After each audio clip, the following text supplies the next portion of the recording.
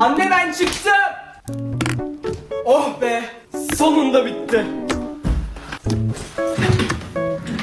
Selamünaleyküm. Oğlum siz ne ara başladınız?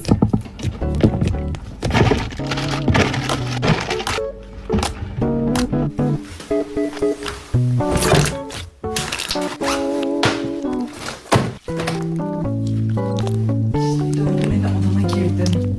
Özledim. Sen özlemedin mi? Sen fısır fısır kimle konuşuyorsun öyle? Arkadaşımla konuşuyorum. Bir bile rahat yok ya. Ben niye yaşıyorum ya? Videodaki tiplerden biri de sensen, beğen ve kanala abone ol.